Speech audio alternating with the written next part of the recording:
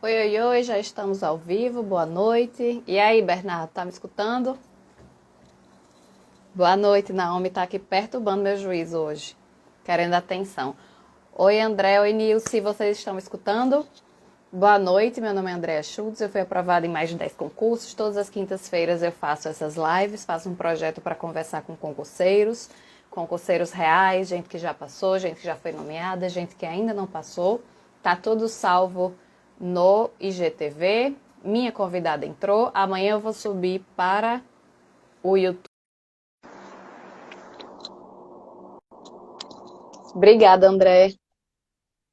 Oi, Oi, boa tudo bom? noite. Boa noite. Tudo ótimo. Tá, Muito tu... feliz com o convite. tá tudo certo? Som, imagem, tudo ok? Tudo certo, tudo ótimo. Eu tô te ouvindo super bem, te vendo super bem. Que bom. Muito Pode feliz de ser estar aqui. que minha pequeniníssima cachorra hoje, ela tá animada aqui, querendo atenção. Ela deu umas subidas aqui, mas nada demais. É, agradecer pelo convite, você foi muito solista, muito bacana. E reiterar o que eu falei, que eu procurei seu Instagram, achei legal o conteúdo que você posta, o jeito que você fala sobre concurso, sua dedicação. Sim, sim. Pois é, eu tô muito feliz com o convite, muito feliz de estar aqui. Tenho certeza que vai ser bem legal essa live. Vai sim. Muito feliz. E, Sempre vamos falar de curso. para começar, queria que você se apresentasse, falasse de onde você é, e já Sim, emendasse assim, por que você escolheu o concurso. certo. Tá bom, então vamos lá. Então, meu nome é Juliana, eu sou aqui de São Luís do Maranhão e eu sempre quis concurso. Sempre. Tá ouvindo certinho? Foi, Travou? meu celular caiu. Certo. Eu sempre quis concurso desde antes de entrar na faculdade. Eu sempre fui muito determinada que eu faria direito e que eu faria direito para prestar concurso público. Então, isso foi uma decisão assim, desde sempre mesmo, vocação. Certo? E aí eu entrei na faculdade e eu queria passar no exame de ordem, então eu estudei para passar no exame de ordem porque eu queria ter a OAB, mas eu nunca tive a pretensão de advogar. Eu nunca tive sonhos com a advocacia, então eu fiz a OAB, passei de primeira, mas sempre focada no concurso. Então eu saí da faculdade, continuei ali focada e sempre para, assim, no começo, para falar a verdade, eu tive uma dúvida entre magistratura e delegado de polícia, mas depois eu me firmei no concurso, no estudo para delegado, que é o que eu estou até hoje, desde 2017 que eu estou estudando. Eu acho que quem estuda para delegado, porque quem estuda para magistratura tem um feeling, assim, tem uma coisa que quer, mas também tem outros fatores inclusos. Aí no sonho da magistratura eu acho que não é só o cargo, não, mas quem sonha para delegado quer ser delegado, né? Delegado, exatamente, exatamente. É uma atividade assim mais, como eu posso dizer, mais ativa, né? O delegado ele vai para a rua, é uma coisa assim mais tem que ter vocação. Não é qualquer pessoa, não é pela estabilidade, tem que ter vocação, senão realmente não acontece. E como é que assim surgiu? Você tem gente que se inspira hoje em dia nessa coisa do delegado da mulher, tem gente que gosta da área de investigação, tem gente. Como é que surgiu essa vontade assim de ser delegado em você?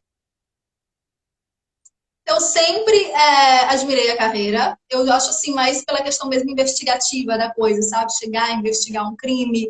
E é o primeiro contato, né? Quando acontece um crime, muito antes de você chegar ao judiciário, você chegar ao juiz, chegar ao promotor de justiça, o primeiro contato é com o delegado, sabe? E eu acho isso fantástico. Então, eu sempre gostei muito dessa questão. Eu acho que eu tenho um perfil. Quem me conhece sabe que eu tenho muito bem um perfil para o cargo.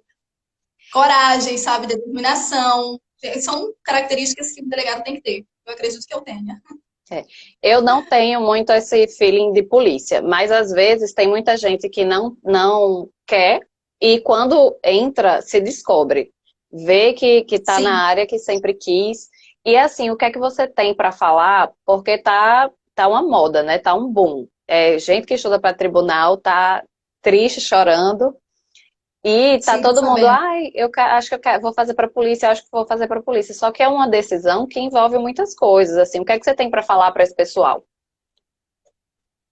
Certo. O que acontece? O concurso de delegado, como a gente acabou de falar, ele exige uma certa vocação. Inclusive, sempre me perguntam, já até recebi questionamento do tipo, Juliana, eu tenho medo, eu não consigo pensar em arma, eu tenho medo de arma, mas eu quero prestar o concurso pelo salário, pela estabilidade, você acha que vale a pena? Como que você vai prestar um concurso para uma carreira por conta do salário, por conta da estabilidade, se você não se vê carregando uma arma? Então, você tem que se enxergar naquilo, você tem que se visualizar na profissão em si, porque vai chegar um momento que, pô, você consegue, você adentra, beleza, estabilidade, salário, mas aí chega lá, você não se visualiza ali, você não está feliz ali. Então tem que ver essa questão da vocação. Mas assim, as matérias principais do concurso de delegado, elas assemelham muito as matérias principais de outros concursos, né? Como constitucional, administrativo, direito penal, processo penal, que são as matérias realmente ali basilares do concurso de delegado e que também são de outros concursos, né? Mas tem que ter a vocação. É, dessa história assim de concurso, você disse que estudava desde 2017. Você já fez para as outras áreas? Você sempre fez para delegado? Ou se você fez alguma coisa assim para as outras áreas, como é que você compara uma prova da outra? Não, sempre fiz só para delegado. Inclusive, muita gente que estuda para delegado estuda também para Ministério Público, porque são, acredito que seja a prova mais parecida dentre todas com a de delegado e Ministério Público. Então, muita gente faz esse estudo, mas eu nunca fiz prova para promotor de justiça, nunca fiz prova da magistratura, realmente só o concurso para delegado. Mas fazendo questão mesmo, a gente percebe a diferença das provas. A gente percebe a tendência, às vezes o mesmo assunto, ele é cobrado de forma diferente a depender do concurso. O mesmo assunto, se for uma prova de magistratura, cobra de um jeito, uma prova de delegado cobra de um outro jeito. Daí a importância de você focar em uma carreira. Porque se você não foca, fica realmente. Não que você não possa, por exemplo, eu sou focada para delegado, não que eu não possa fazer uma outra prova, mas o meu foco, eu tenho que ter um foco X. Eu não posso focar para tudo, sabe? Eu acho que Uhum. complica muito. Então eu comecei a fazer prova em 2017, só que assim, vai fazer 4 anos que eu estou estudando, só que tem que levar em consideração que esse ano a gente não teve nenhuma prova de delegado. Em 2019 só tivemos um concurso, que foi o que eu fui para a segunda fase, e no final das contas ainda foi anulado. Então, a gente não tem realmente prova de delegado desde 2018, já tem um tempo. Inclusive, 2018 foi um ano histórico na carreira de delegado, porque foram muitos concursos, choveu concurso de delegado em 2018, que eu aposto que será a mesma chuva do ano que vem. Porque 2019 tivemos um concurso, 2020 nenhum concurso. Então, junta essa falta de concurso devido à pandemia, a tudo, e 2021 eu aposto que tem muita prova de delegado, tem muito concurso autorizado, anunciado, previsto, então a gente tem muita prova aí no ano que vem. Agora me diga uma coisa, pelo amor de Deus, o que é que tem nessas provas de delegado que anulam tanto? Olha, às vezes, na verdade, de todas as provas que eu fiz, só essa eu enfrentei a anulação do Espírito Santo.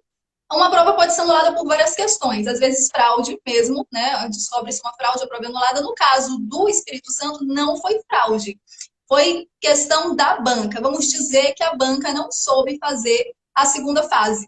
Eles cobraram uma peça que não era para ter sido cobrada, porque vamos dizer que a peça que foi cobrada não existia no mundo real do delegado, uma coisa assim fantasiosa. E, assim, teve muito erro na prova. Assim, a forma que aconteceu a segunda fase. Então, eles anularam por isso. Não foi fraude, mas a banca não soube, não fez de uma forma como deveria ter sido feita a prova de segunda fase. Então, não teve como não ser anulada. E também a questão da correção. Eles não corrigiam as provas. Por exemplo, a prova da pessoa, assim, certinha com o espelho e eles atribuíam nota zero. E aí, mesmo com o recurso, não tinha aquela correção. Isso se viu de uma forma muito generalizada. Então, não teve como a prova ser anulada. Foi por isso. Qual foi a banca de Já lá? em Goiás também, estou falando Pará, sim, provas que foram anuladas. É Muito triste. por isso que eu falei, porque eu lembro que eu seguia aquela menina, não sei se você conhece, que era no caso concurseira, que agora é no caso Mila, que ela é bem divertida, assim, Sim, e ela fazia prova para delegado. Eu acho que ela fez a prova de Goiás e foi anulada por fraude. Aí eu lembro que teve foi, essa do Pará também. foi anulada. Então, uma vez ou outra, a gente tem uma prova assim para delegado anulada. É, Verdade. é uma tristeza, assim, porque você tem anos de preparação, você tem um investimento enorme. E como é que fica essa questão de você viajar, você fazer tudo, chegar lá, fazer a prova e ir para a segunda fase ser anulado? Por exemplo, só essa prova do Espírito Santo, juntando as duas fases, primeira e segunda fase, eu não gastei menos que R$ 4.000. Então, R$ 4.000 no lixo. Ah, tudo bem, você pode processar, juizar uma ação, mas todo mundo vai fazer isso? Então a banca acaba que as pessoas não vão atrás disso, né? Essa é a verdade. Então a gente sai no prejuízo. Se existisse uma lei rigorosa no Brasil quanto a esse tipo de coisa, eu acho que amenizaria. Então o concurseiro ele fica realmente no prejuízo. Então foi R$ 4.000 no lixo, a prova foi anulada, ficou por isso mesmo. Aí depois acontece outra. Desculpa, gente, não fui eu. Uma prima minha, sim. Eu escutei É aí, isso. meu Deus, será que ela caiu porque tinha travado? Mas também Imagina. tem. E como é que você está levando? Assim, você veio de um ano com muito concurso, 2018, pegou o ritmo que a gente também, quem é de tribunal, é muito bom. Essa coisa de ir pingando, você vai pegando o ritmo, você vai sabendo fazer prova. Aí 2019, essa coisa ruim. E 2020, como é que tá a sua Tainá. preparação? O que acontece? Minha primeira prova, vou fazer aqui um resuminho, foi em 2017, que foi o concurso do Mato Grosso do Sul. Foi minha primeira prova, ali eu pontuava 50% da prova. Quando eu comecei a fazer prova de delegado, eu fazia 50% da prova.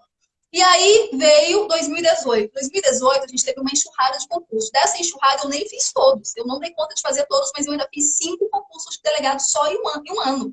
No ano de 2018. Eu acho que ao total foram 7 concursos de delegado em 2018. Eu fiz 5.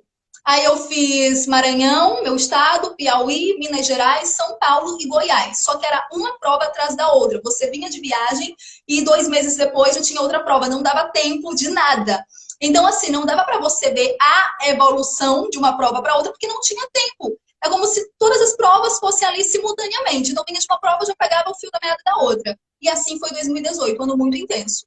E como eu te falei, eu comecei fazendo 50% da prova, aí nesse ano de 2018 a gente foi. Por exemplo, se a primeira prova eu fiz 55 questões, aí em 2018 eu começo a fazer 58, depois eu começo a fazer 62, 65, assim eu fui subindo. Mas teve prova também em 2018 que ficou muito assim, pareado, sabe? Uma com a outra, porque eram muito próximas. E aí vem 2019, com uma prova apenas para delegado, que foi quando eu entro na casa das 70 e poucas questões, ou seja, eu comecei a fazer na casa de 50% da prova. Aí em 2019 eu já consegui entrar ali na casa de 70 e algumas questões.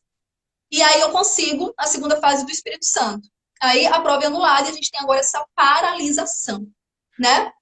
Só que assim, o lado bom da história é que eu não desanimo, não desanimei com essa paralisação. Com a pandemia, eu sou muito determinada. Eu sabia que o momento isso ia passar e que eu tinha que pegar isso ao meu favor. A gente quer fazer prova o tempo todo, a gente quer a nossa aprovação, e quando dá essa paralisada, realmente é de desanimar. Mas eu não trouxe isso ao meu favor. Eu disse agora é hora de se realmente se preparar. E para quando chegar 2021, a gente está pronto para passar, se for a vontade de Deus. E assim eu fiz. Claro que ficou um pouco mais difícil, porque meu filho ficou sem aula, então eu tenho um filho de 8 anos, 7 anos, vai fazer 8, em casa, então realmente é muito difícil, muito desafiador estudar com uma criança. E, enfim, e outras coisas de casa, advogando aqui e ali. Então, foram situações externas que me impediam, às vezes, de fazer realmente o estudo que eu queria, mas não porque eu estava desanimada, não porque os concursos acabaram.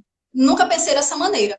E o fato é que, assim, o que depende de mim, o que dependeu de mim no decorrer desse ano, eu entreguei, eu fiz o meu máximo. E eu aposto muito numa aprovação. 2021 a gente tem que pensar positivo, né? E aí a gente tem muito concurso previsto, muito concurso. E é aquela Entendeu? coisa que sempre falam, a gente pede tanto mais tempo, o edital, eu queria mais tempo para estudar para edital. Quantas pessoas conseguiram nesse ano fazer um estudo a longo prazo, né? A parar as arestas, seguir em frente, ver o que é que estava errando, reanalisar. Eu não fui uma delas, eu admito, deu uma bagunçada aqui na minha vida, mas assim, também não dá para passar a pandemia toda, 8 meses, sei lá, reclamando. Eu não consegui até julho, mas em julho eu fiz, ei, a gente já viu como é que vai ficar até o fim do ano, vamos atualizar, né? Exatamente. Então é isso. Então aí ano que vem a gente tem previsão de Pará, Paraná. Paraná, o edital, né, já até saiu, só está suspenso. Rio Grande do Norte. Inclusive são os concursos que eu tô mais assim, que os meus olhos realmente estão brilhando. É Pará, Rio Grande do Norte e Paraná. Mas a gente tem mais concurso previsto para 2021. Tem Rio de Janeiro, que está aí para sair também, Bahia, estão anunciando, enfim, vários estados. Então eu acredito em 2021 um ano muito parecido com o ano de 2018. Por isso que quem estudou sério esse ano vai se dar muito bem, porque quando as provas vierem, vai ser uma atrás da outra, igualzinho foi lá em 2018. Desse jeito. E como é, assim, essa questão de ir de um concurso para o outro? Tipo, Pará, RN, a, as matérias mudam muito. Eu estava vendo o edital passado da Polícia Civil aqui do Rio Grande do Norte e tem, tipo, tributário, financeiro. Isso daí é uma constante em todos os para delegado ou muda muita coisa de um para outro, essa adaptação, assim, para você conseguir correr? O que acontece é o seguinte, a gente tem as matérias que chefiam, digamos assim, que chefiam o concurso de delegado, que é direito penal, processo penal, constitucional, administrativo e legislação especial. Então, essas 5 matérias você vai encontrar em qualquer concurso de delegado do país como as matérias principais e que vão compor realmente o maior número de questões. São essas 5. A partir desse momento, as outras matérias, elas são muito variáveis, de concurso para concurso, de estado para estado. Então, tem estado que vai cobrar tributário, empresarial. Aí tem outro estado que já não cobra essas duas, mas já traz processo civil, português. Mas sempre que essas matérias são cobradas também, é em torno assim, de 5 questões. 5 questões de português, 5 questões tributárias, exceto algumas provas bem específicas. Mas geralmente é isso. Então, o que eu faço? O meu estudo, eu foco nas matérias que eu sei que eu vou encontrar, que eu sei que serão as principais, que é o penal, processo penal, o constitucional, administrativo, legislação especial. Coloco também matéria fixa de estudo, criminologia, medicina legal, direitos humanos, que quase sempre a gente tem, raramente não temos uma dessas, que é criminologia, medicina legal, principalmente direitos humanos. E quando surge um edital que traz processo civil, um edital que traz tributário, aí eu estudo essa matéria a partir da abertura do edital. Porque geralmente são matérias menores, que eles não cobram tudo da matéria, e são 5 questões, então dá para a gente fazer esse estudo a partir da abertura do edital. Então, se eu te falar hoje que eu estudo processo civil, que eu estudo tributário, eu estou mentindo, mas se sair o edital cobrando tributário, cobrando processo civil, eu faço estudo, entendeu? Eu acrescento essa matéria no meu estudo. É tipo isso. Eu disse que minha querida filha iria fazer alguma coisa, ela se trancou numa coisa que está aberta. E me diz uma coisa, como é que você faz a questão do método de estudo? Bom, até fiz uma live outro dia sobre isso, já foram tantos métodos que eu experimentei. No Você começo do deixou meu estudo, salva? Você deixou salva? deixei, Pronto, para quem deixei. quiser também, porque aqui, como a gente conversa mais superficial, é bom reiterar que está lá salvo para o pessoal que quiser uma coisa mais Na aprofundada, né? verdade, eu estou um bom tempo estudando, eu fiz a live, o tema era o seguinte, o que eu faria de diferente se eu começasse a estudar hoje? E eu falo muito de método de estudo, eu falo muito do estudo em si, o que eu faria diferente se eu voltasse lá atrás? E é muita coisa realmente que eu faria diferente, mas aí eu fiz na live e está salva no meu feed. Então, assim, eu já experimentei muitos métodos de estudo. No começo, eu era muito aquele tipo de concurseira que queria comprar tudo que via pela frente. Eu até falei isso, que eu acreditava muito no método milagroso. Então, eu queria comprar um método milagroso que pudesse trazer a minha aprovação através de um milagre, até eu entender que isso não existia. Então, hoje, eu não faço cursinho, eu não faço vídeo aula, embora eu ache que seja até interessante no começo do estudo, porque dá um direcionamento, a pessoa chega para estudar na perdida, então tem um professor ali, tem um curso ali, ele vai te dar um direcionamento, te dar um norte. Mas hoje eu não faço mais. Chega um momento que você está tanto tempo, já anos estudando, que você vai conseguir com suas próprias pernas. A não ser que você tenha uma matéria, eu quero comprar matéria X, uma matéria específica, uma aula, no curso daquela matéria, pode ser também interessante. Então hoje eu não faço cursinho, hoje eu não vejo vídeo aula. Hoje eu estudo por doutrinas, né? O meu estudo ele casa a doutrina, a letra da lei, a jurisprudência e a resolução de questões. E eu tento me blindar dessa compra, desse mercado, né? Que a gente está envolvido, sabemos que estamos. E toda hora é uma coisa, toda hora é um método milagroso, é algo que a gente pensa que vai facilitar e que às vezes só atrapalha. Então, hoje, o meu estudo, o meu cronograma, eu coloco ali a doutrina ou sinopse, dependendo da matéria. Gente, desculpe, Naomi está louca hoje. Pode continuar que eu vou botar ela para baixo. Então, a letra da lei, porque as provas objetivas, elas cobram muito, muito, muito a letra da lei, a jurisprudência, os informativos e a resolução de questões. Então, hoje o meu estudo é assim. E aí vai terminando, volta do começo, e vai assim eu vou. Estão perguntando aqui quantas horas diárias de estudo. Eu queria te responder 10 horas por dia. Eu queria, sabe por quê? Vou fazer aqui um parênteses aqui. Quando eu comecei a estudar, eu só estudava. Eu não precisava advogar. Eu morava sozinha e eu tinha que ficar com meu filho. Então eu era uma estudante, eu era uma concurseira profissional. Eu vivia para estudar e ninguém me atrapalhava. não tinha menino me gritando porque ele não ficava comigo, não tinha cachorro, não tinha gato, não tinha nada, só tinha eu e eu. Então, ali, naqueles primeiros 2 anos, eu fazia 9, 10 horas de estudo por dia. Para eu não fazer, tinha que ser algo realmente muito externo que acontecesse para me atrapalhar. Mas não sendo, inclusive, teve uma época, inclusive, que eu morava sozinha, e a minha televisão deu problema, minha TV de casa. E aí logo em seguida a TV, aliás, não, minto, a TV da minha mãe deu problema. Ela disse, Juliana, me presta sua televisão. Eu digo, pode ficar com essa televisão, porque eu não ligava realmente a TV. Minha vida era cozinha, comer e quarto estudar. Então eu não ligava a televisão. Dei a televisão para minha mãe e passei meses no meu apartamento sem televisão, porque realmente eu não assistia. Então ali eu estudava 9, 10 horas por dia, porque eu tinha aquele tempo. Aí depois eu voltei a morar na casa dos meus pais. O meu filho passou a ficar mais tempo comigo. Quem me ajudava não me ajudava mais.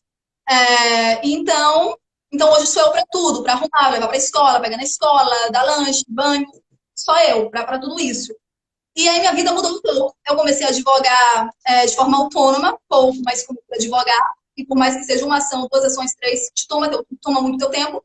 Então hoje eu não faço nunca na vida que eu faça esse estudo 9, 10 horas, a não ser que seja um dia de fim de semana que meu filho vá para casa do pai. Ultimamente ele nem tem ido. Então hoje o meu estudo ele paira ali nas 5, 6 horas diárias. Na pandemia, às vezes ficava 4, porque meu filho estava em casa. Então por mais que eu acorde muito cedo, na hora que ele acorda, enfim, porque ele começa a chamar muito e, enfim, é daquele jeito. Mas a minha meta é voltar a estabelecer pelo menos, eu estou querendo sair da advocacia definitivamente e voltar a estabelecer pelo menos 8 horas diárias, é a minha meta. Mas hoje eu não estou fazendo nem 8 não, tá, gente? Não, na minha vida atual não tem como. Então a gente está tendo 5, 6. Mas é importante falar que essa questão de horas é muito relativo. É muito relativo. Às vezes a gente pergunta, quantas horas você estuda? Como se você precisasse pautar suas horas pelas horas do colega. Eu conheço gente que passou estudando 3 horas por dia, gente que estudava 10 horas por dia, gente que estudava 5 horas por dia. O que determina é a constância, a disciplina, o fazer todo dia. Também não adianta você estudar, fingir que está estudando 9, 10 horas por dia e está no Instagram, e está no WhatsApp, está se enganando, né? É melhor você sentar 3 horas e estudar efetivamente do que estudar 10 na rede social, né? Sabemos disso. E é assim, pergunta. um paralelo, vou passar assim para que você já sou analista. Eu não sou analista ainda. Serei, se Deus quiser, analista federal. Continuo na batalha. Mas uma questão, assim, de tudo que você falou, do método de estudo, de a pessoa, hoje em dia você não assiste curso. Quando você, também indico demais a pessoa quando está começando a estudar, até para ter um norte do que é que vai estudar para aquilo, porque às vezes quando você começar a estudar, você fica bombardeado. Compre livro tal, professor tal, cursinho tal. Fica vendo aquilo tudo, fica perdido e quer comprar o mundo e não consegue cumprir tudo aquilo. Cursinho, show, quem vai começar, para você entender como é que se estuda para concurso, isso é muito bacana. E essa dedicação também, quando a gente está começando, é muito bom, porque você vai precisar criar a sua base, então você vai gastar muito mais tempo. Então, é tudo isso que você falou, de hoje em dia você estuda menos do que você gostaria, mas a qualidade do seu estudo com certeza é melhor do que era lá atrás. Foi necessário você ter esse tempo antes, né? Esse tempo maior, você conseguiu formar a sua base. E você conseguiu formar a sua base e hoje em dia não é tão necessário. E eu concordo demais com essa questão de você ficar comparando, quantas horas? Até aquele aprovado, eu acho que aquele que controla as horas, né, o aplicativo, hoje eu estudei tantas horas, aquilo não é real. Às vezes a gente esquece de marcar, você fica querendo se pautar seu estudo só pelas horas. Eu esqueço muito quando eu tô com esse aplicativo. Já esqueci, aí já me perdi, aí eu já nem contabilizo mais. É bem complicado. E no fim do dia você quer olhar só aquelas horas, você não vai olhar o rendimento realmente, se aquele dia deu certo, se não deu. Às vezes o dia foi horrível, mas vai estar lá constando que você estudou 8 horas, mas não foi isso. Exatamente. É desse jeito. Então é isso. Então hoje meu filho está só comigo, então eu não estudo o que eu gostaria de estudar. Eu deixo isso claro, porque assim, se dependesse de mim, nossa, eu estudaria muito mais. Eu estudaria muito mais. Mas não depende. Não depende. Inclusive, eu tenho muitas amigas concurseiras que são mães e que passam por esse mesmo perrengue. Só quem é concurseira mãe que sabe o que é você estudar com uma criança em casa te chamando de 5 em 5 minutos. Porque é assim. Todo mundo que tem filho sabe que é assim. Não tá precisando de nada, é só ter o prazer de chamar mamãe, mamãe. Não quer nada, só quer chamar. E aí você acaba que se desconcentra, você tem que parar, enfim. Mas é isso, então a gente vai seguindo. E assim, é muito bom. Eu, quando fui ver seu perfil, fui lhe seguir, eu não sabia que você tinha filhinho. E ontem, você passou, tipo, a pessoa programa seu dia e seu bebê estava doente, teve que levar para o hospital, depende de você, você fica preocupado. Mesmo se alguém estivesse no hospital com ele, você ia querer saber, ai, como é que ele tá? Deu certo, não deu certo? É todo um pacote. Ui, gente, hoje tá Isso, você... demais. Eu tô arrasando aqui nesse celular. Então a pessoa tem que ter realmente muita determinação. Muita, muita, porque senão não vai. Inclusive, até falam assim, né? Que quando a gente tem. Eu já vi muita gente falando assim, que, por exemplo, não trabalhava, vivia para estudar, e quando começou a trabalhar ou ter alguma outra questão que fizesse com que estudasse menos tempo, que a pessoa era mais comprometida. Quando a pessoa tem menos tempo, ela é mais comprometida, porque ela sabe que ela só tem aquele tempo. Quando você tem um dia todo, às vezes, eu tenho o dia todo, não fizer agora, eu faço daqui a pouco. Mas quando você sabe que você só tem 2, 3, 4 horas, você realmente faz. Porque você sabe que você não terá outro tempo. Mas concurso é isso, eu vou fazer quase 4 anos e eu acho que o grande ponto é você realmente ser determinado, ser persistente, ser resiliente e principalmente não desanimar diante das reprovações. Quando eu comecei a fazer prova, eu sempre soube que não era estudar, por exemplo, vou fazer tal prova, não é para passar, é até passar.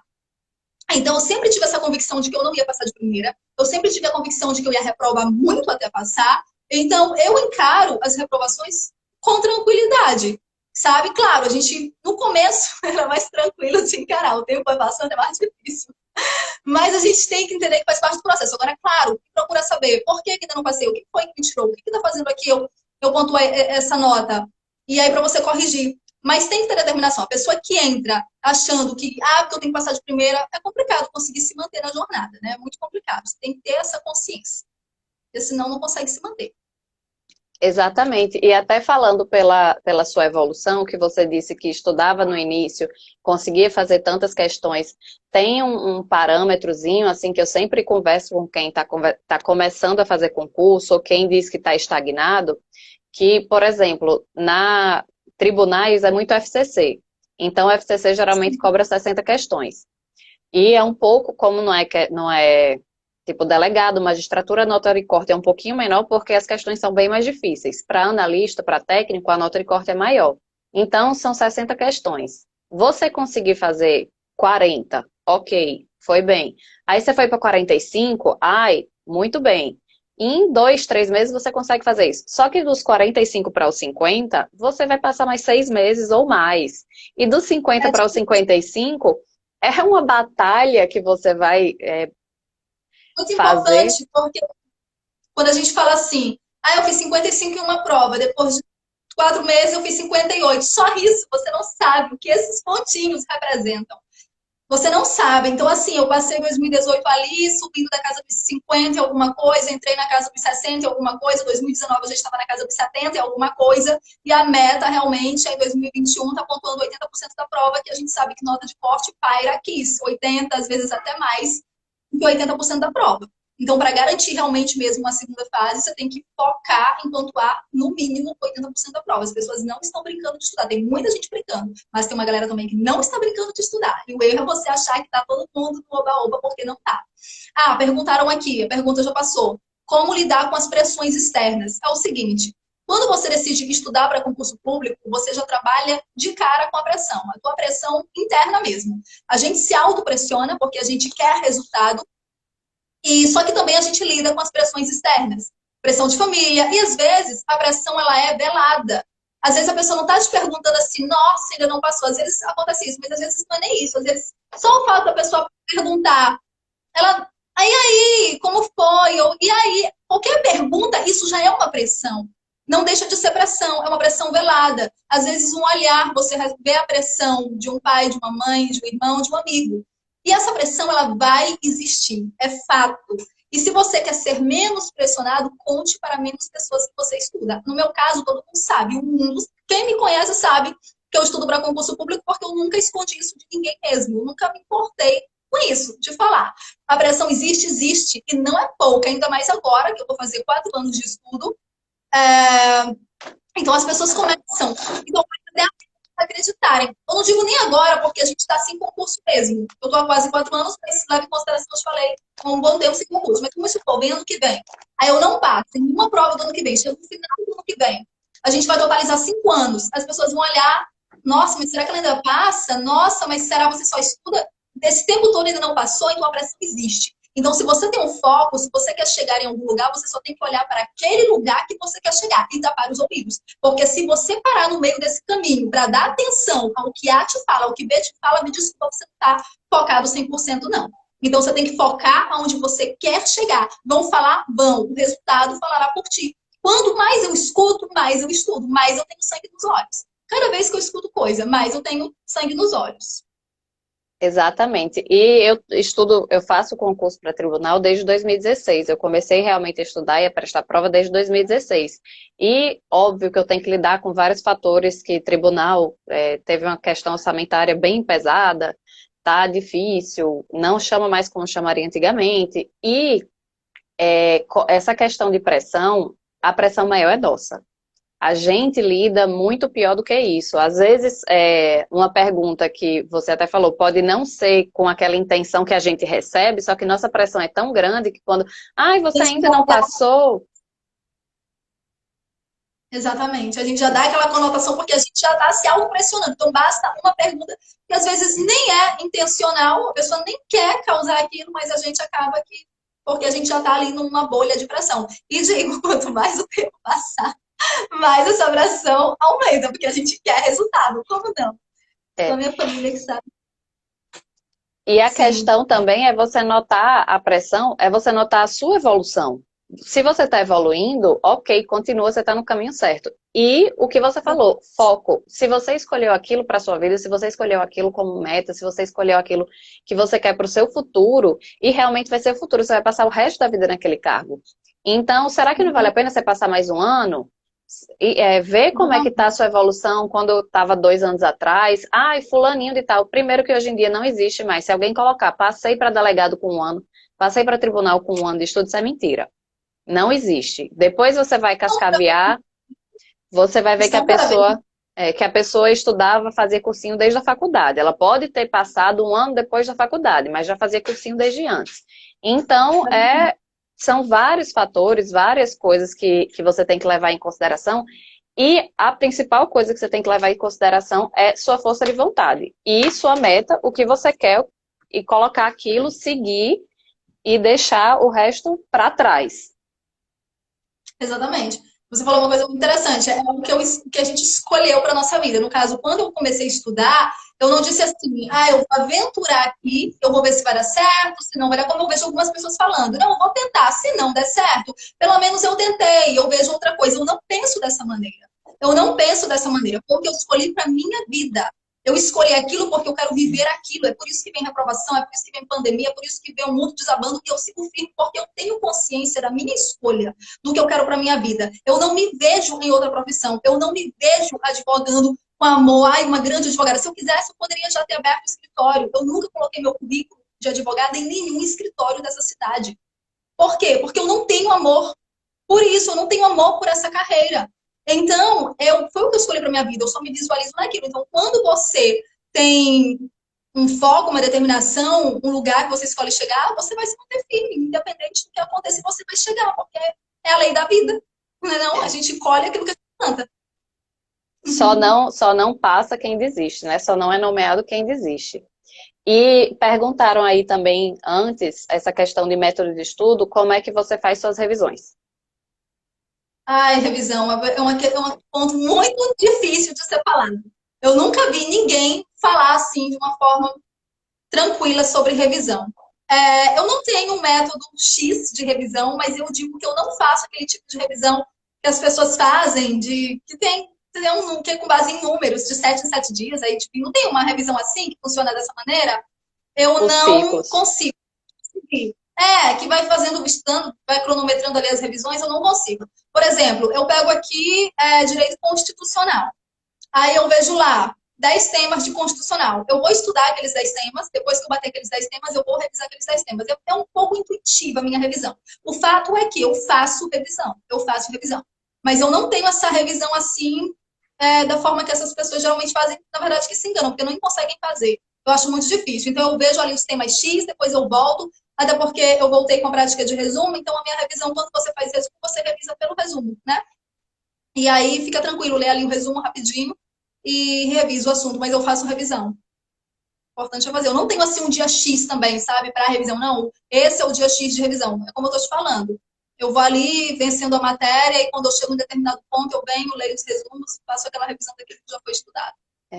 E Tipo, lembrar, é isso. assim, que quando a gente vai ter que ler a lei seca e a gente faz questão. Então, revisão não é sempre ler o Exatamente. que a gente grifou, o que a gente Matéria resumiu. novamente. A gente está revisando enquanto a gente está fazendo as questões. Exatamente, porque a leitura da letra da lei eu faço sempre. Então, eu leio o Código Penal, terminei, eu volto à leitura. Leio a Constituição Federal, terminei, volto à leitura. Então, isso não deixa de ser uma revisão. Essa leitura cotidiana da letra da lei, dos informativos e resolução de questões, não deixa de ser uma revisão. Então, a revisão não é necessariamente você pegar o resumo daquilo que você já estudou, mas você fazendo a letra da lei, a leitura da letra da lei, informativos e questões, você está revisando também. Isso é muita verdade. Muito interessante Exatamente. isso. E essa questão de você zerar a matéria. No seu dia, você coloca mais de uma matéria, ou você. Porque tem gente, às vezes, que pega assim, 15 dias, aí vou zerar constitucional. E depois, nos 15 dias, faz, vou zerar administrativo. Como é que Eu você já faz fiz essa isso. mudança? Como eu te falei, eu já estudei de todas as formas imagináveis. Eu já fiz isso de vencer matéria. Não, vou passar aqui 20 dias com constitucional. Eu já estudei de todo jeito. Hoje eu não estudo assim. Hoje eu faço 2 matérias por dia, via de regra. É, e fim de semana, geralmente eu coloco a outra coisa. Eu também sempre gostei de estudar fim de semana. Sempre gostei. Nunca tirei assim, o domingo eu vou tirar para descansar. Não, é uma questão minha. Eu não gosto. Eu gosto, tenho prazer mesmo de estudar. E se eu não estou estudando no sábado, no domingo, é realmente por conta do meu filho alguma questão, mas não porque eu escolhi não estudar naquele dia. Então, geralmente, eu deixo jurisprudência para o fim de semana. Eu gosto de fazer aquele meu cronograma certinho das matérias de segunda a sexta. E aí, sábado, domingo, eu gosto de colocar, na verdade, domingo eu gosto de colocar os informativos, e sábado eu sempre coloco matérias que não são tão basilares. Eu coloco ali, por exemplo, leitura do Código Civil, direitos humanos, eu coloco ali no sábado. Mas eu estudo 2 matérias por dia. 2 matérias por dia. É. Basicamente isso. Mas eu já conheço gente que fazia assim também. E Pode falar. também as lives para a gente conversar sobre método de estudo, o que a gente faz, o que a gente não faz, eu acho muito importante porque eu também já variei os métodos, você já variou os métodos, a gente vê o que é que o outro faz, tentar aplicar o que é que a gente gosta, porque nenhum método vai funcionar se a gente não se der bem com ele, se a gente não conseguir aplicar ele na nossa vida. Pode ser o método, todo mundo passa, mas você pode não passar, pode não dar certo. Então você tem que colher os métodos.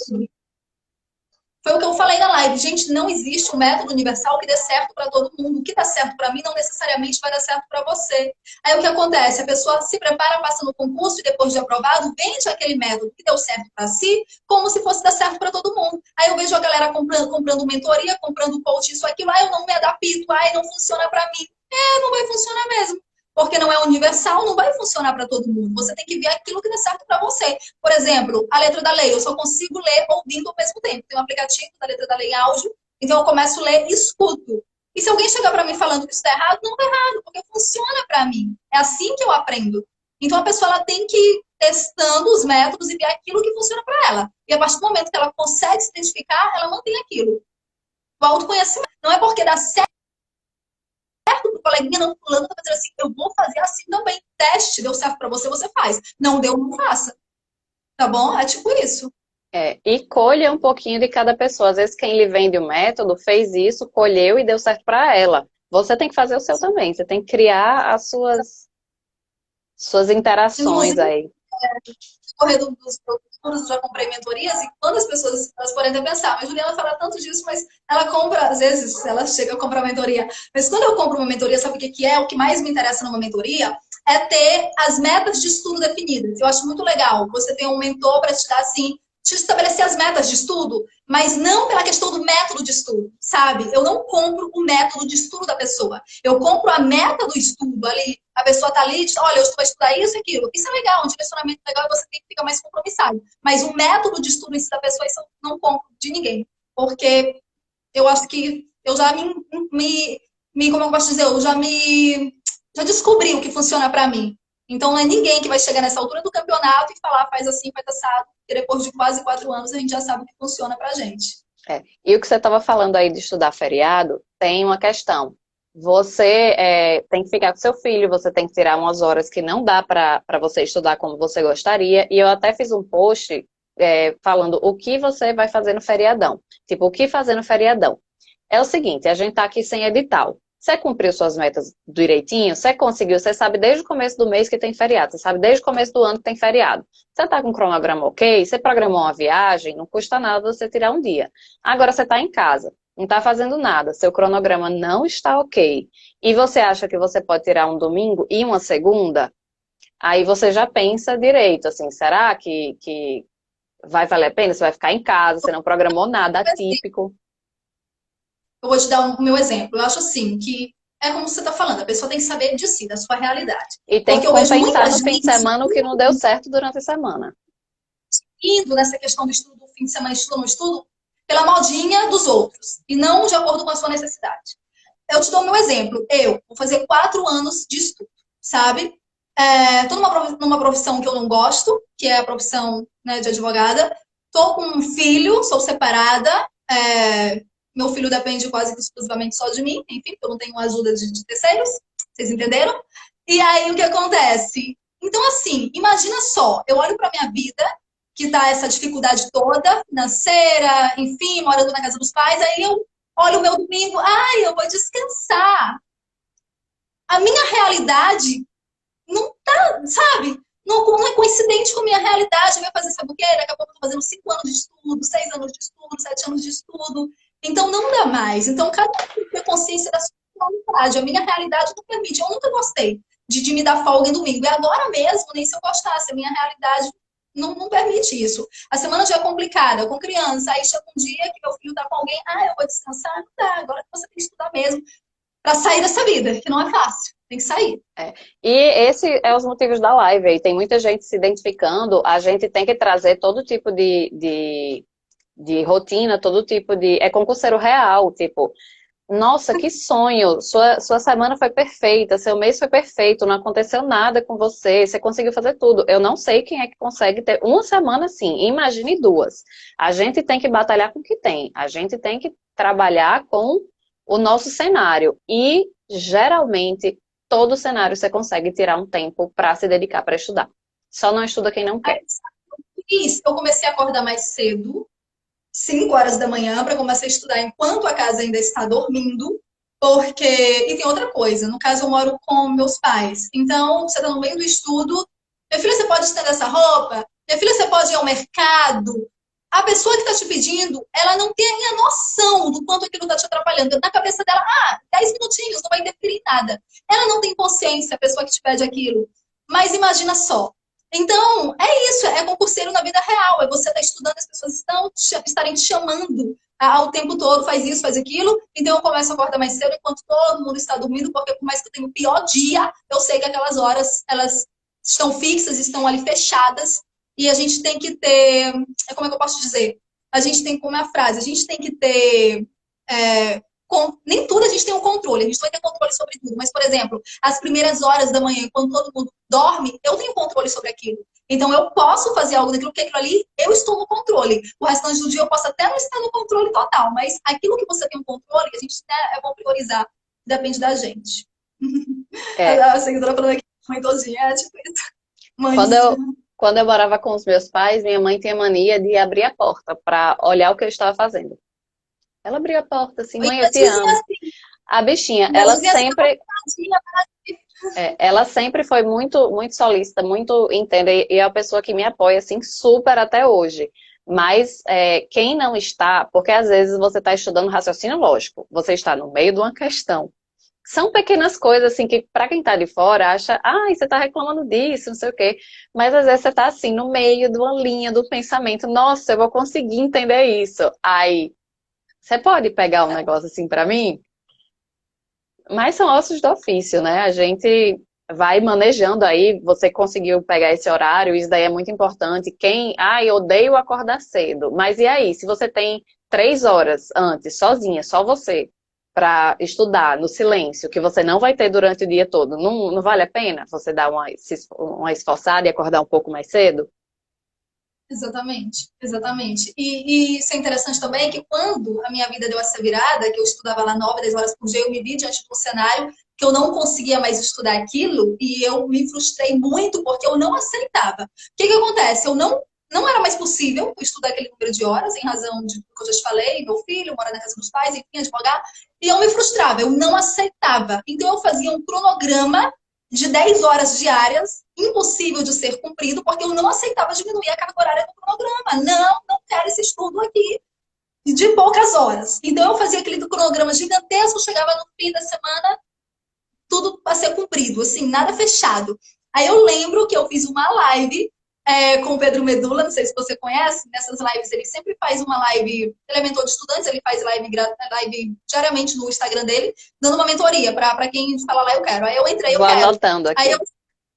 Pedro Medula. Aí eu expus para ele essa minha frustração, da questão que eu não aceitava e que eu não conseguia bater meu cronograma, e ele ali me deu um chá de realidade, ele me trouxe para a vida real. Olha, sua vida mudou. Você não vai mais fazer 10 horas de estudo. Você tem que parar de colocar no papel que você vai fazer isso, porque você não vai fazer. Então, ele me fez aceitar a minha nova realidade e trabalhar com o que eu tenho, com o que eu teria. E foi ali que eu vi realmente a não dar, então eu vou ajeitar aqui o programa, fixar horas reais que eu possa cumprir, porque minha vida mudou, aceitei minha realidade, foi o que eu fiz. Comecei a acordar cedo e é isso. Falam aí Tudo do aqui pra... Milagre da Manhã. Ouvi falar muito desse livro. Eu sou uma pessoa 0,0 matinal, mas eu tenho plena consciência. Já tive época que tinha que acordar a minha querida outra cachorra. Quando eu morava na casa dos meus pais, ela começava a latir de 5h30 da manhã, porque um vizinho saía. E ela latia de 5h30 até as 7. Quando chegava às 7, ela ia tirar o soninho dela. E eu que lutasse, né? Porque eu já estava acordada de 5h30 com raiva. Aí passei a ir malhar de 5h30, porque eu não podia resolver o problema dela, que ela ia latir todos os dias até o vizinho sair. E fui lá ajustando. A gente tem problema, lida com problema, resolve problema. E tá aí uma questão que você falou da mentoria.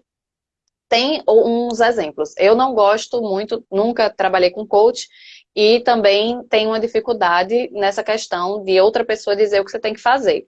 Mas eu fiz os ciclos, o método ciclos, que eles me passaram um cronograma. E é isso, resolveu a minha vida de eu ter ideia do que eu precisava fazer, de eu ter ideia do que eu precisava colocar no papel, para mim, só que eu não faço tudo do jeito que estava. Então, eu peguei um método que para mim deu uma iluminada no meu caminho e Sim. adaptei para a minha vida. Então, é sempre isso. Vieram me perguntar se indicava um coach para a OAB. Aí eu disse, gente, não gaste dinheiro com isso agora. OAB não é concurso. Você consegue traçar uma meta, você consegue estuda. Se você está num cursinho para a OAB, que é muito bacana, às vezes você tem que revisar a faculdade toda, traça uma estratégia, o cursinho vai lhe direcionar, cursinho bom que a pessoa faz. Não gasta dinheiro com coach agora. Foi o que eu fiz. A minha OAB, eu fiz uma boa faculdade. Na época que eu fui fazer o OAB, eu vi que eu tinha que revisar o curso inteiro. Então, eu fiz um cursinho. Eu fazia faculdade de manhã, fazia esse cursinho à tarde. E com o cursinho eu revisei, né? O que eu tinha de revisar. E fazia muita resolução de questões. Eu tracei uma estratégia para minha aprovação na OAB e deu certo. Passei de primeira, sem coach, sem mentoria, sem nada. Depois, segunda fase, a mesma coisa. Então, realmente, a OAB, com uma estratégia, você consegue. Não tem necessidade de coach, mentoria para a OAB. Um Para a cursinho OAB. é bom, na OAB realmente você tem que revisar muita coisa. Você É, tem que revisar o curso. e o cursinho vai lhe direcionar. Geralmente eles vão dizer, isso aqui estuda, isso aqui não estuda. Muito difícil você fazer um cursinho bom, você ver toda aquela matéria, fazer as questões, aquele pacote básico. E lembrem, você não tem concorrente, seu concorrente é você. E se não passar, tem outra. Exatamente, Então, exatamente. não jogar tudo, não dedicar a fazer esse investimento gigante em função disso. A gente já falou sobre pandemia versus estudo, seu método de estudo, qual concurso você já fez. Estamos aí nos aproximando dos 10 minutinhos para finalizar a live, mas antes de finalizar, eu vou encerrar e a gente passa para outro bloco para finalizar com calma, porque o Instagram é malvado nisso. Você tem, Sim. assim, alguma coisa que você gostaria de passar, gostaria de falar, um incentivo? As meninas aí que estão comentando, continuar firme, próximo ano vai ser massa, para quem tá nessa área, vai ser, tipo assim, o ano. O que eu tenho para falar é o seguinte: o que eu vejo, primeiro, eu não sabia o que que era esse mundo de concurso. Estou falando nessa parte emocional, nessa parte mental, até adentrar. Eu achava que era só você sentar, estudar e lidar com o estudo, lidar com o aprendizado das matérias, mas eu vi que não. Quando eu entrei, eu vi que realmente o buraco era mais embaixo e que estudar e aprender talvez fosse até o de menos. Você pode ter os melhores livros, você pode ter os melhores materiais, você pode ter o melhor mentor, mas se você não tiver clareza mental de onde você quer chegar, se você não tiver persistência, se você não tiver resiliência para lidar com os altos e baixos que vão acontecer durante esse percurso, você tende a desistir desse caminho. Né? Se você não tiver ali a força de lidar com a energia negativa, os comentários negativos ao teu respeito, não passou, não vai passar, muda e vai fazer outra coisa na tua vida, talvez isso não dá resultado. Se você não tiver força e uma mente, né, ali para lidar com isso, você vai desistir.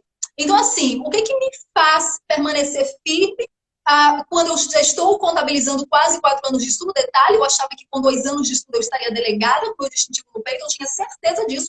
Vou estudar 2 anos, com 2 anos sou delegada. Vai fazer 4 anos, eu estou aqui ainda concurseira.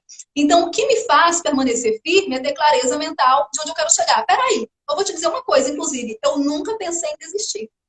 Eu nunca cogitei em desistir. Por quê? Porque, então, o que me faz permanecer firme aqui é ter essa clareza mental de onde eu quero chegar. Assim, a pergunta, e se eu desistir? Vamos supor, as pessoas que pensam em desistir, se pergunte, se eu desistir hoje, se eu desistir agora, por que as pessoas falam em desistir como se a desistência fosse fazer a vida delas melhorar? Entende? Tipo assim, você vai desistir e não vai mudar nada. A diferença é que você vai ficar estagnado naquele lugar e vai ficar visto como fracassado, porque fracassado não é quem não passa, quem reprova, mas é quem desiste. Entende? Então você tem que saber onde você quer chegar e só se permitir parar quando você chegar. Só depende de você. Isso vale para concurso público ou qualquer outra meta, qualquer outro objetivo de vida que tenhamos. Eu acredito que só depende da gente. Não depende de nada externo. É escolha. Passar em concurso público, eu sempre encarei. É escolha. Eu escolho. Eu decido. E uma hora vai dar certo. Uma hora vai ter que dar certo. William Douglas, os que vocês conhecem, juiz de direito, um dos maiores juízes do Brasil, quando eu comecei a estudar, foi uma das primeiras pessoas que eu tomei conhecimento. O cara, para mim, na área de concurso, é a pessoa mais sensata. Estou falando assim, de professores, enfim, concursados, uma pessoa muito sensata. E ele fala o seguinte: só não passa 3 tipos de pessoas. A pessoa que morre realmente não passa.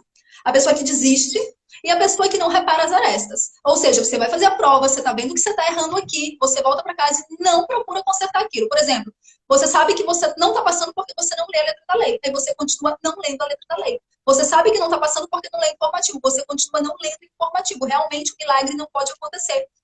Então ele é muito sensato ele falar isso. Não passa quem morre, não passa quem desiste, não passa quem repara as arestas. Porque é a lei da vida, né? A lei da colheita. A gente colhe aquilo que a gente planta. E se você tem consciência do que você está plantando, é fato que você vai colher. Então, a minha palavra é essa, para não desistirmos, mesmo diante de pandemia, mesmo diante de paralisação, mesmo diante de PEC, de reforma administrativa. A nossa hora vai chegar. É só a gente se manter firme ali com a nossa disciplina e resiliência. É. O exercício é olhar para frente e daqui a 5 anos, se você continuar estudando, provavelmente você vai estar nomeado. Se você desistir agora, daqui a 5 anos, você vai olhar para trás e fazer: ai, saiu concurso tal, ai, não sei quem foi nomeado, ai, deu certo para não sei quem, e você desistiu. E daqui a 5 anos você não vai ter sua vida toda pela frente no emprego que você sonhava, que você decidiu dedicar seu tempo para aquilo, e no meio você desistiu. E só pontuar uma coisinha que você falou, assim, que quando começou a estudar, você não tinha noção do resto que vem no pacote do concurseiro, né? Do emocional. Porque a gente, quando decide estudar para concurso, tem vários amigos que passaram em primeiro lugar em concurso e estão aí. Às vezes vai ter que esperar 4 anos para ser nomeado no último dia do concurso. Tem gente que passou em primeiro lugar. Tem gente que passa, nossa, passei, vou para uma segunda fase. E a prova é anulada. Isso não depende de você. Agora, se você fizer a sua parte, você consegue resolver o que está ao seu alcance. O resto, você não pode decidir. E seu emocional atrapalha muito se você não tiver consciência que isso daí tem coisas que não dependem de você. o que depende você tem que fazer. Exatamente. Eu até fiz um post esses dias. Como eu poderia imaginar que viria uma pandemia, que a gente ia passar um ano sem concurso, que a minha segunda fase seria anulada? São coisas que não tem como a gente prever e não tem como também a gente definir data de aprovação. E eu achava que tinha como, não tem como. Mas aquilo que depende de nós, a gente tem que fazer com excelência, porque uma hora dá certo. Uma hora dá certo. Eu tenho amigos aí com histórias de infinitas reprovações que enfrentaram também concursos anulados e hoje estão nos seus respectivos cargos felizes da vida. E se tivessem desistido? E se tivessem desistido, né? Aí você fala assim, não, mas eu não aguento mais passar 1 ano, 2 anos, 3 anos estudando. Mas pode ser os teus últimos 2 anos estudando, os teus últimos 3 anos, aí vem a tua aprovação, vem a tua nomeação, e você está com a vida garantida. E se você desiste, é o resto da vida, né? Enfim, num lugar que você não queria estar. É. Eu acho assim, é um preço alto que se paga, mas o preço de não pagar onde o preço para você chegar onde quer, eu acho que é mais alto ainda. Você, tipo assim, eu vou largar tudo, abandonar tudo e me contentar aqui com minha vida. Eu acho que isso é mais difícil. É. Nusa, que eu fiz, ela trabalha no TRT hoje, a gente fez uma live, ela fez mais de 20 TRTs, teve TRT que ela fez 2 vezes. Ela teve síndrome do pânico, ela passou vários perrengues, assim, terríveis. Ela olha assim, nossa, eu faria tudo de novo, porque eu tô aqui nomeada no cargo dos meus sonhos. Tô feliz e olho para trás e faço. Faria tudo de novo. É exatamente isso. Tenho certeza que o gosto da vitória ele supera tudo isso. E é justamente esse sofrimento, esse perrengue que dá, né, um gosto melhor da vitória.